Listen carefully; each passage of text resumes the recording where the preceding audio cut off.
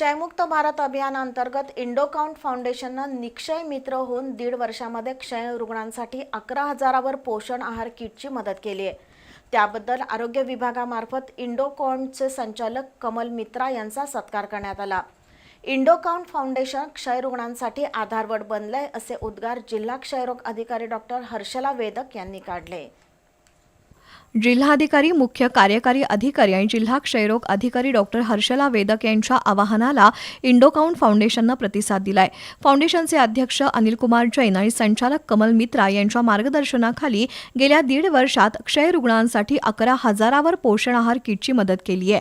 त्याबद्दल जिल्हा क्षयरोग अधिकारी हर्षला वेदक यांच्या हस्ते इंडोकाउंटचे संचालक कमल मित्रा यांचा सत्कार करण्यात आला।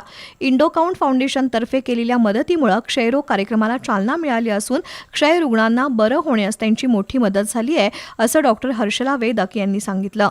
इंडोकाउंट फाउंडेशननं CSRच्या माध्यमातून आरोग्य सेवा, शिक्षण, पाणी, स्वच्छता, पर्यावरण, महिला सक्षमीकरण या प्रमुख क्षेत्रांमध्ये मदत केली जाते।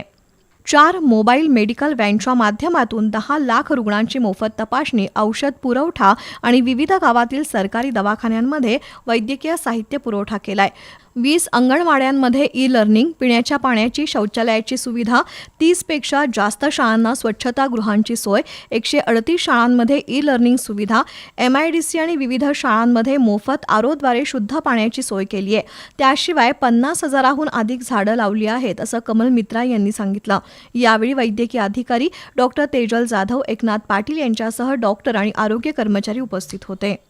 हमने पिछले 2 साल में लगभग 11,000 TB पेशेंट को हमने पोषण किट दिया है और हमने पोषण किट उसको घर तक पहुंचाया। हमें बहुत खुशी है जब हमारे पास TB डिपार्टमेंट से रिपोर्ट आई जो करीब 90% TB पेशेंट की काफ़ी सिग्निफिकेंट इम्प्रूवमेंट है।